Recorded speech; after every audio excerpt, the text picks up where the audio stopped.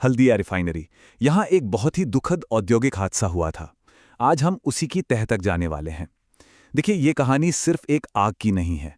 ये कहानी है उन चेतावनियों की जिन्हें कह सकते हैं कि नज़रअंदाज कर दिया गया।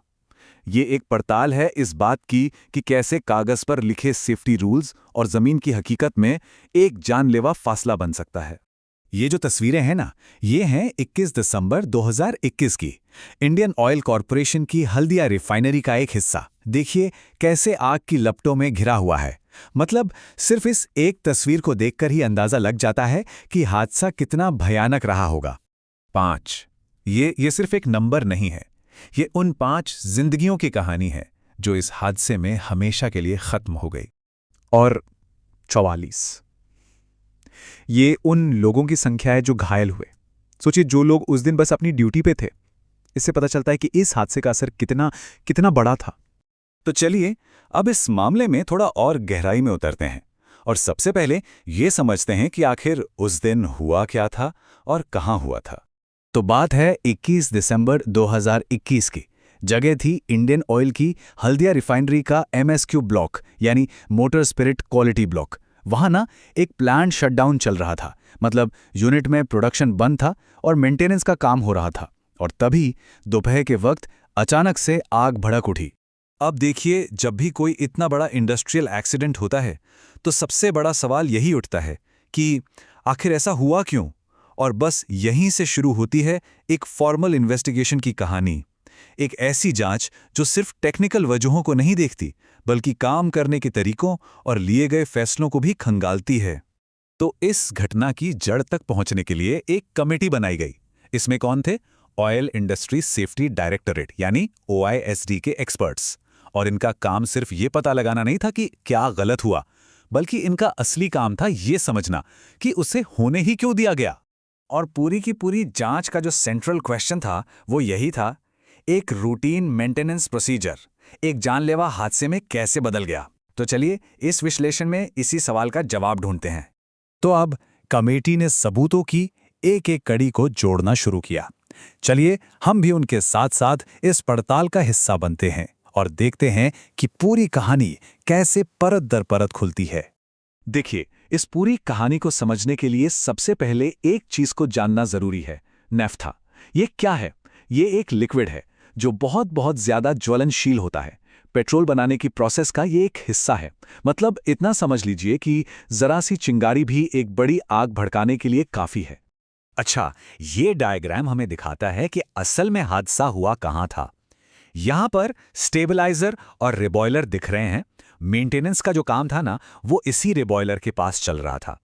और सबसे खतरनाक बात, ठीक उसी वक्त पास में एक दूसरी टीम हॉट वर्क कर रही थी। मतलब गैस कटिंग जैसा काम।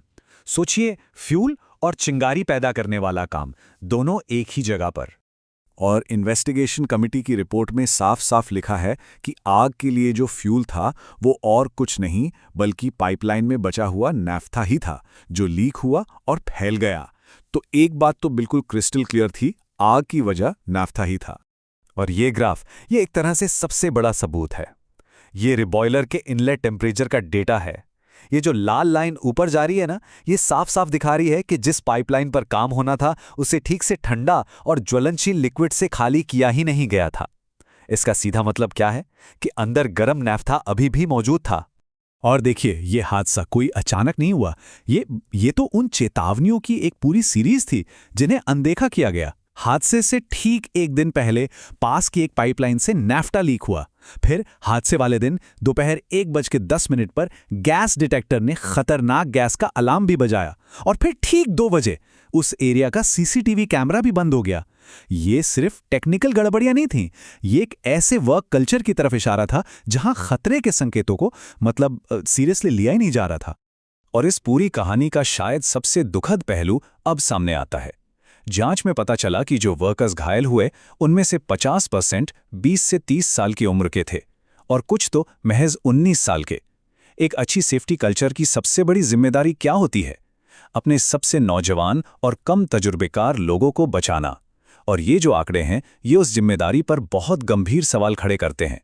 तो अब जब सारे सबूत हमारे सामने हैं तो चलिए इन सब कड़ियों को जोड़ते हैं और समझते हैं कि इस हादसे का असली मतलब रूट कॉज क्या था।